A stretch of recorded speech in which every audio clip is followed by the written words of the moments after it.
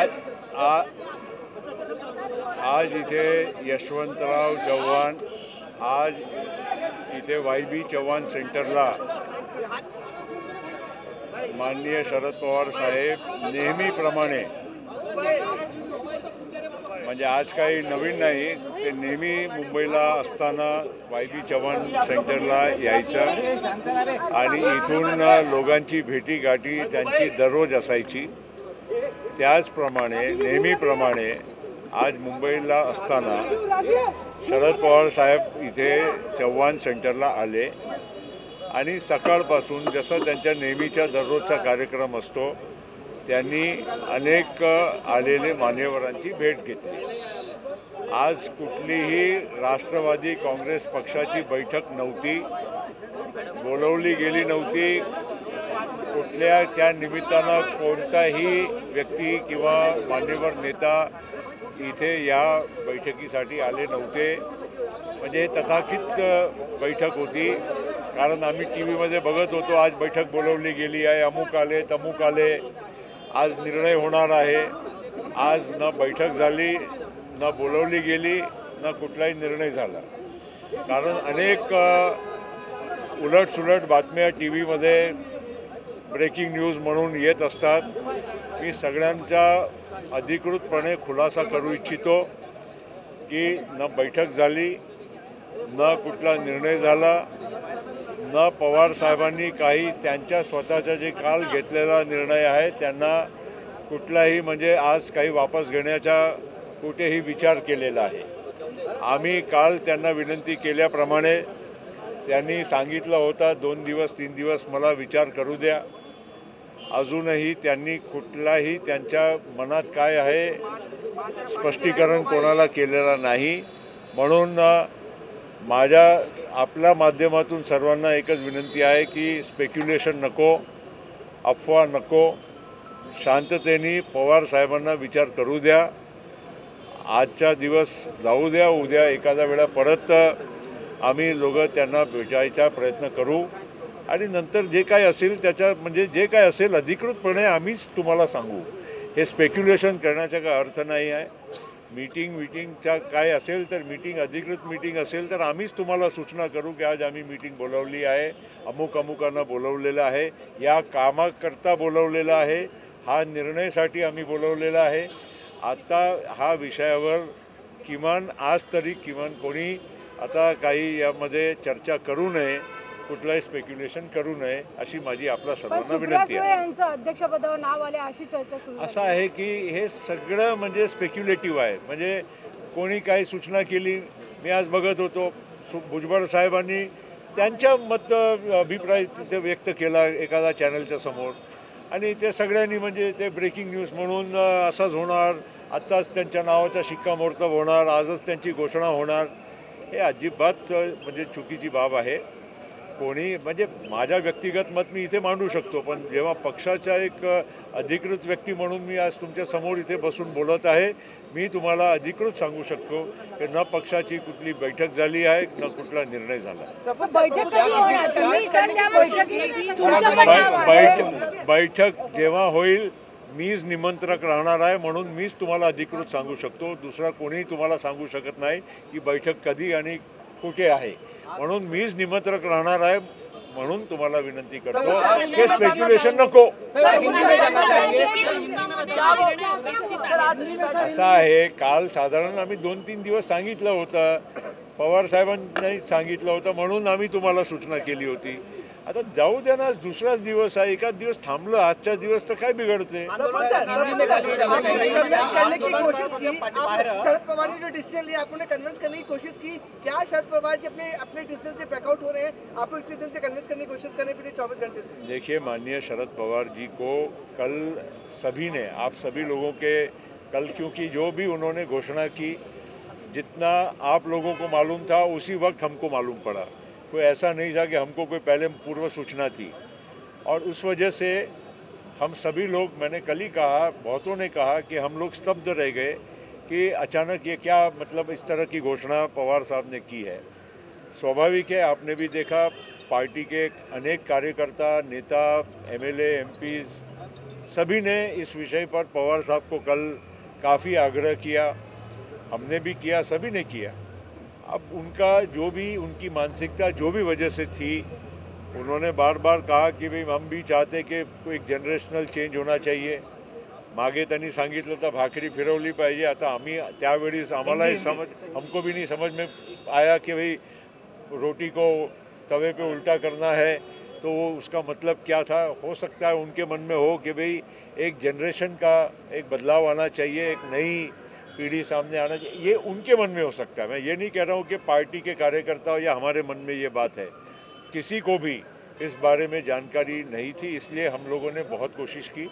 अब स्वाभाविक है, इतने बड़े नेता, वो भी कोई साधारण कोई नेता नहीं, दिग्गज नेता है, देश के माने हुए जाने हुए नेता है, कद्दावर नेता है। आज उनकी कोई बात को, उनकी कोई वाणी को हम ऐसे ही कहे कि भाई आपने कुछ बोला और कल बदल दो।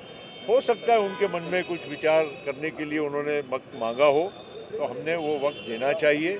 इसलिए आज भी कुछ कार्यकर्ता यहाँ पर हमारे बड़े, आपने देखा होगा, उत्सुकता के साथ चाहते थे कि पवार साहब ने अपना राजीनामा वापस लेना चाहिए। लेकिन बात यही है कि हमने भी आज, मैंने भी और अजीत पवार थे, सुप्रिया सुले थी, छगन भुजबल भी आए, बाकी के सभी हमारे मान्यवर बहुत सारे नेता आए, और ये सब बातों को लेकर हमने आज फिर भी कोशिश की बात करने की। चाको जी हमारे केरल से भी आए थे, बाकी भी और हमारे पदाधिकारी इधर उधर से आए थे, बाहर के राज्यों से। तो हमने ये कोशिश किया है कि पवार साहब से गुजारिश की, विनंती की। अब उन्होंने फिर भी, जैसे मैंने कहा कि 1-2 दिन का वक्त हमने देना चाहिए, इसलिए अब आज इस पूरी गतिविधि को यहीं हम विराम देते हैं। कल जो भी कुछ होगा हम आपके सामने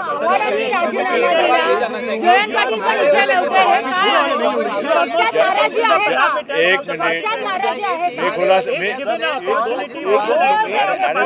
खुलासा तो करू द्या, अरे खुलासा तो करू द्या मला। जयंत पाटलांच्या विषयी हिंदी आणि मराठी दोन्हीमध्ये करतो। जयंत पाटलांचा कुठलाही नाराजीचा सूर नाही आहे। काल तुम्ही स्वतःनी त्यांना किती भावनिक होते ते तुम्ही पाहिलं आहे, त्यांचे काय उद्गार होते ते पण तुम्ही ऐकले आहे।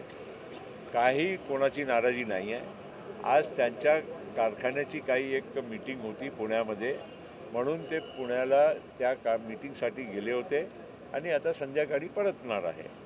आज कुठली मीटिंग नव्हती म्हणून त्यांना सूचना करायच्या, म्हणजे आम्ही पण, मी आलो, मी स्वेच्छाने आलो, कारण ठीक आहे साहेबांनी एवढा मोठा निर्णय केल्यानंतर आम्ही मुंबईला असताना का आम्ही साहजिक आहे की आम्ही साहेबांच्या बरोबर राहावं। आम्हाला पण उत्सुकता आहे की साहेबांनी लवकर काहीतरी, म्हणजे या निर्णयामध्ये आमच्यासारखा मनासारखा त्यांनी निर्णय घ्यावा। पण ठीक आहे म्हणून मी आलो, बाकीचे लोक जे होते आले, आणि जयंत पाटील साहेब आता संध्याकाळी परत येतील मुंबईला। आणि अरे असं आहे की राजीनामा कोणी देऊ नये, हे मी पण पक्षाच्या वतीनं एक अधिकृत व्यक्ती मी म्हणतोय की पक्षामध्ये सगळ्यांना, म्हणजे महाराष्ट्राचे किंवा बाहेरचे कुठल्याही पदाधिकाऱ्यांनी हे राजीनामा देऊ नये। जे काय आहे आम्ही सगळेच त्यांच्या मनासारखा, आमचा प्रयत्न सेमच आहे। आम्ही पण प्रयत्न हेच करून राहिलो की साहेबांनी आपला राजीनामा माघार घ्यावा।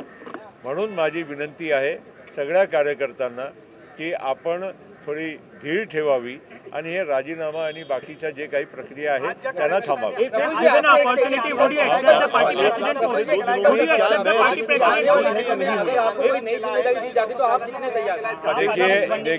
देखिए कोई भी, देखो मैं आपको स्पष्ट बताना चाहता हूँ कि पार्टी में पवार साहब के साथ शुरुआत से मैं काम करते आ रहा हूँ। मेरे जैसे अनेक मान्यवर काम कर रहे हैं, और पवार साहब ने जो जो जिम्मेदारी हमको जब जब दी, हम सब लोगों ने उसको निभाई है। लेकिन जहाँ तक ये जिम्मेदारी की बात आ रही है, अभी जब तक हमने पवार साहब के इस्तीफे के बारे में अंतिम निर्णय नहीं होता है, तो नई जगह किसके लिए खाली होती है वो प्रश्न ही खड़ा नहीं हो रहा है। और मैं व्यक्तिगत मैं आपको कहना चाहता हूँ कि मैं ये जिम्मेदारी लेने के लिए तैयार नहीं हूँ। मैं ऑलरेडी पार्टी का राष्ट्रीय उपाध्यक्ष हूँ, और ये पद मेरे लिए, मैं समझता हूँ कि बहुत गौरवशाली है।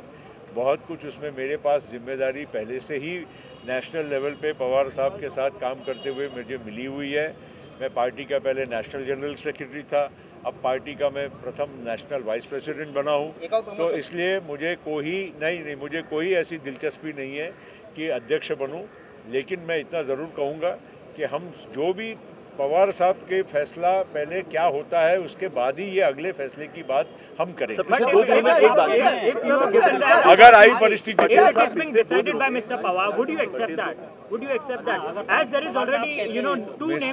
Mister Sharad Pawar is right now, though he may have announced that I am resigning, he still remains the president till a new president is appointed.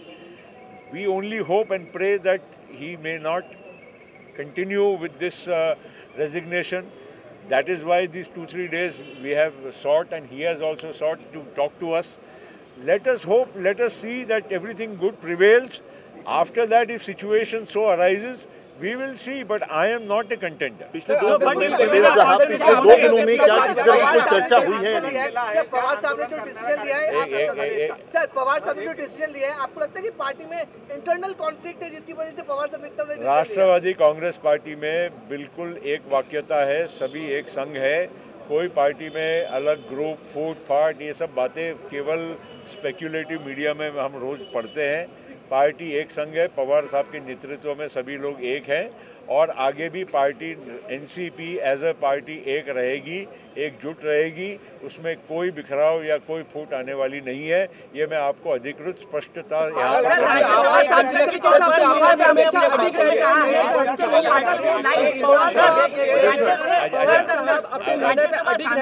ऐसे में अगर अपने निर्णय पे बने रहते हैं तो पार्टी में किसी एक के नाम को लेकर कंसेंसस बन सकेगा बिना किसी डिफरेंस के?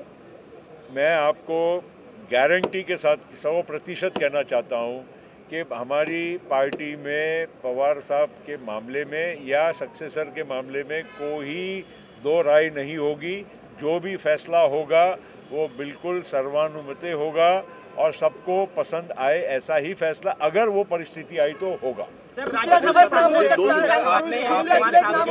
उसके बावजूद उन्होंने कहा है कि वो अन्य विषयों पर बातचीत करेंगे, लेकिन पार्टी की लाइन टो करेंगे या नहीं उसके बारे में शंका उपस्थित की जा रही है। कैबिनेट के शब्द का उपयोग किया। शरद पवार साहब पार्टी के सर्वा सुप्रीमो आज है और हमेशा रहेंगे। पद केवल एक परिभाषा होती है। पार्टी की आत्मा, पार्टी का दिल, पार्टी की जान, पार्टी की पहचान ये शरद पवार ही है और शरद पवार ही रहेंगे।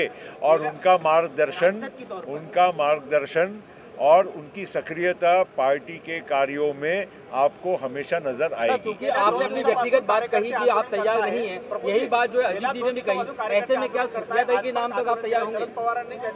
अभी जब वो प्रक्रिया के लिए मीटिंग में मैं बुलाऊंगा तब मैं आपको उसकी बात करूंगा। पिछले 2 दिनों में इस तरह की कोई मीटिंग हुई है नहीं हुई नए अध्यक्ष को लेकर? आता त्याला विचारू द्या ना, एक नंतर तू विचार। 2 दिवसापासून कार्यकर्ते आंदोलन करत आहे, उपोषण करत आहे. शरद पवार साहेबांनी त्यांना आतमध्ये बोलवलं होतं, समजून घालण्याचा प्रयत्न केला का? यानंतर पुढे असे आंदोलन होणार आहेत?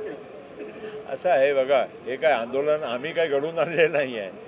पक्षाच्या कार्यकर्त्यांनी उत्स्फूर्तीने म्हणजे जे काही त्यांची भावना व्यक्त करण्याचं काम केलं आहे. आम्ही कसं त्यांना समजुती घालणं, त्यांना शांत करणं हे तर कर्तव्य आहे. पवार साहेबांचंही आहे, आमच्या सर्वांचंही आहे, ते आम्ही करत आहोत.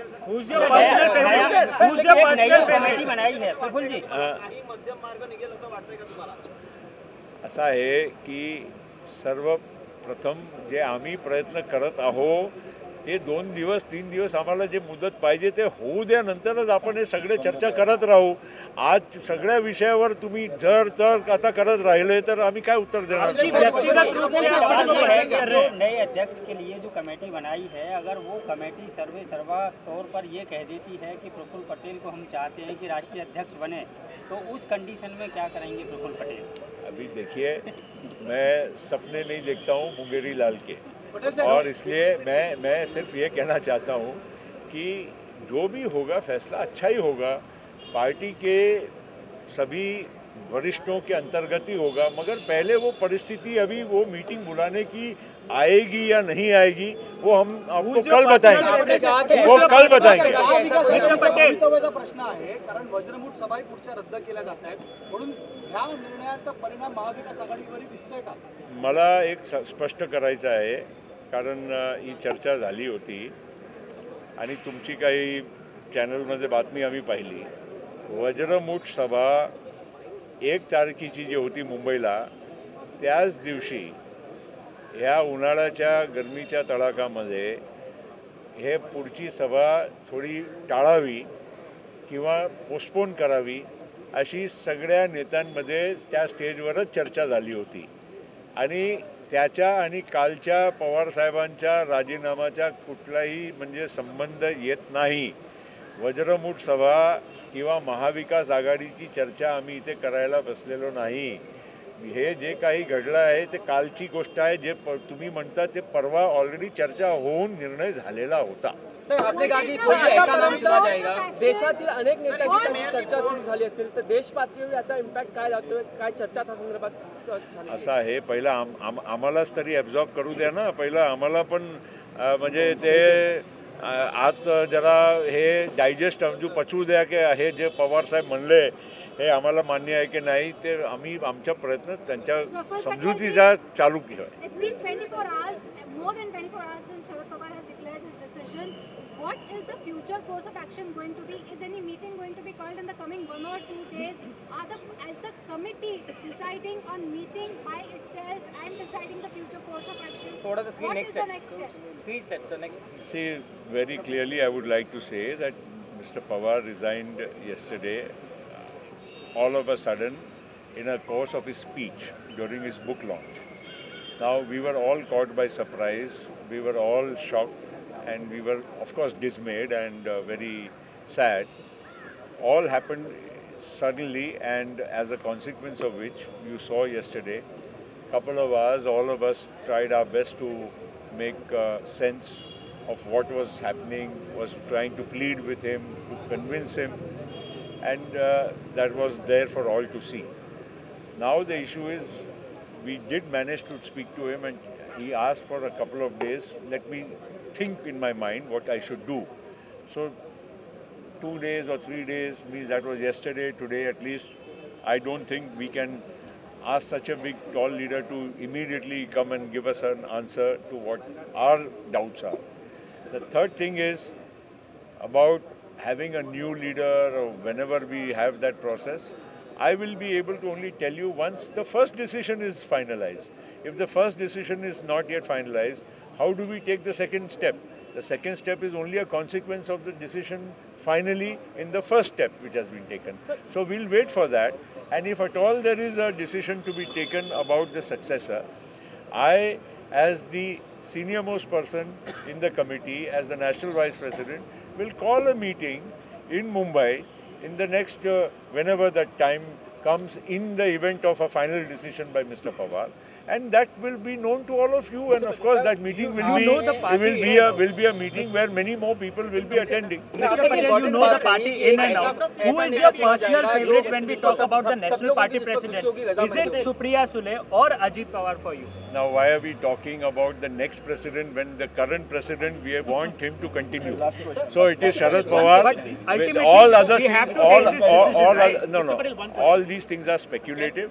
Let us first cross the bridge, then we will see what next comes in. Mr. Patel, one question please. How the national opposition parties are looking at this? Is there been any call from Sonia Gandhi ji, Uddhav Thackeray ji to Sharad Pawar? Any idea that you have? No, I don't know, because all the time, 24 hours, I will not be able to know who's calling Mr. Pawar. But I'm sure a lot of senior leaders across the country have expressed their maybe their concerns directly to him or to some of our colleagues. So, well, that is expected. After all, Mr. Sharad Pawar is a very senior leader of the country. He is not just the president of NCP. He has his own stature, standing in the country.